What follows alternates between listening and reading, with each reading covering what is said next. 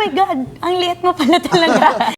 Carlos Yulo at Chloe San Jose, hot topic na naman ngayon, dahil sa mga naging sagot nila, sa kanilang interview kay Boy Abunda, sa Fast Talk. Carlos Yulo and Chloe San Jose. Ilan sa mga napag-usapan nila, ay kung anong suporta ang ibinibigay ng two-time gold medalist, sa kanyang mga kapatid na kapwa-atleta. Ang relasyon ni Carlos sa mga magulang, at sa buong pamilya nila. Ang kontribusyon ni Chloe sa buhay ni Carlos. Ang kanilang love story at ang proposal niya kay Chloe. Nagsimula ang relasyon ni Carlos at Chloe, sa kasagsagan ng pandemya. Dahil sa lockdown, ay naging online relationship muna ang unang 2 taon nila. We officially got together po 2020 during pandemic. We've never met each other, we've never seen each other also in real life. So the first 2 years of our relationship po was all online during pandemic. First po naming kita was SEA Games Vietnam po. 2 years ding hindi nagkita ng personal ang magsing-irog. Una silang nagkita, sa SEA Games na ginanap sa ibang bansa. Nung nakita ko siya, mas maganda po siya sa personal. Yes. Oh my God, ang liit mo pala talaga. No, Sabi because, mo. because I thought parang same height lang po kami. Mga taong 2023 ay nagsimula na silang mag-live-in. Hindi agad tanggap ng publiko ang kanilang relasyon. Inulan ng pambabatikos ang kanilang relasyon, lalo na si Chloe. Kesyo ginagamit lang raw niya ang atleta para sumikat. Pineperahan lang raw niya si Carlos at masama raw ang ugali niya.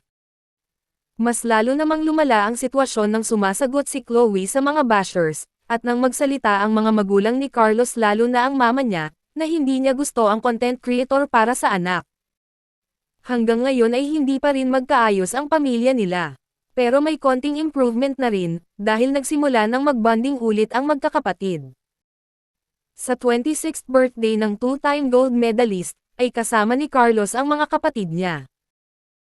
Nang may tanong ni Boy Abunda kung may financial support si Carlos para sa sports journey ng mga kapatid, ang pahayag naman niya ay, sa mga competition po hindi po talaga part po kami ng national team, and hindi ko po responsibility to do that.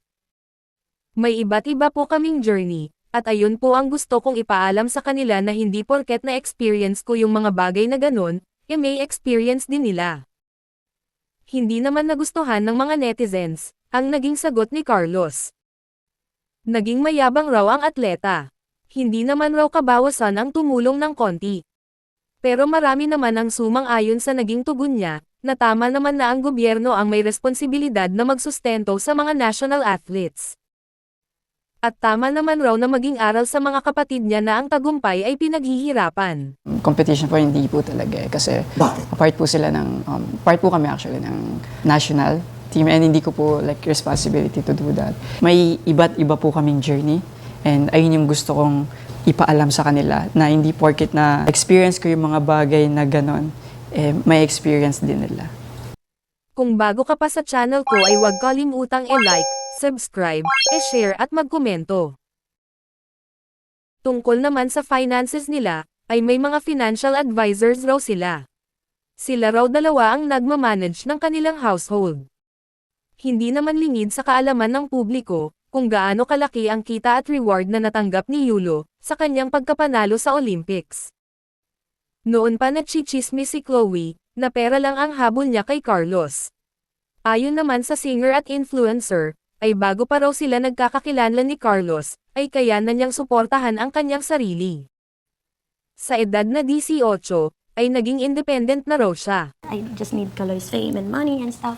Parang, I was super secured even way before Kaloy. So parang those things didn't really affect me. Kasi I know to myself na hindi naman already always had and could support myself all this time, even without Kaloy. Bakit na in love si Carlos kay Chloe? Pahayag ng atleta, ay naramdaman niya ang suporta kay Chloe.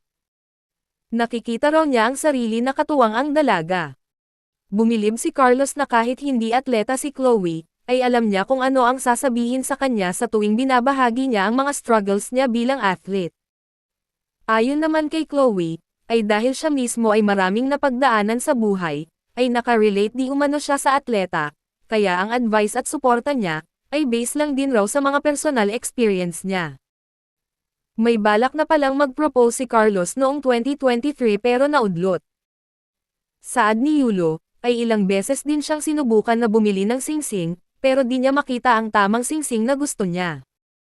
Naudlot ito kaya hindi na muna niya tinuloy ang pagbili. Anya, tinry ko sa Japan bumili, tinry ko rin sa Singapore bumili.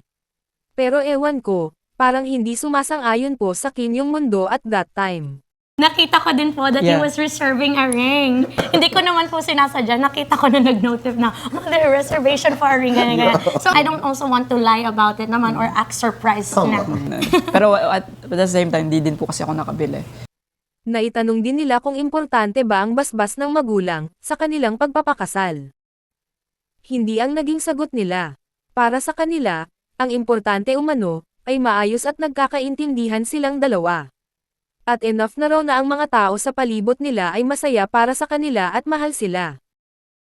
Si Chloe din raw ang dahilan kung bakit umayos ang relasyon nilang magkakapatid. Anya, kung hindi pa kayang ayusin ang relasyon nila sa ibang miyembro ng pamilya, at least na lang man raw magkaayos silang magkakapatid.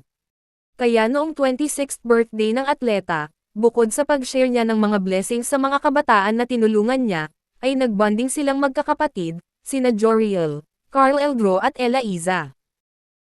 Emotional na pahayag ni Carlos nang mapag-usapan ang relasyon niya sa kanyang mga magulang ay, wala raw siyang galit sa puso niya. Tinry daw niyang mag-reach out at magkaayos pero hindi raw niya hawak yung sagot na yon. Inulan naman ng samot-saring reaksyon ang naging pahayag ni Carlos. May mga hindi magandang komento, at meron din sumorporte sa naging tugon niya. Anong say nyo rito? Huwag kalimutang magkomento. Ginawa ko po yung part ko. Humingi ako actually po sa inyo ng lakas na loob upang kausapin sila, ma-explain kung ano yung nangyari. At especially sa nagawa po nila sa akin, ako wala akong galit sa puso ko. Walang kahit anong galit, sama ng loob, pagtatampo. Ako tinry ko yung best ko na kausapin sila, mapag-ayos ang lahat. Pero hindi ko po hawak yung sagot na yun. Okay. Gaano kahalagang consideration ang basbas ng inyong mga pamilya? No, hindi po eh. As long as tayong dalawa, nagkakaintindihan. I feel like it would get complicated, Pa. Yeah. when, kapag there's too many Madami, people yes. getting involved.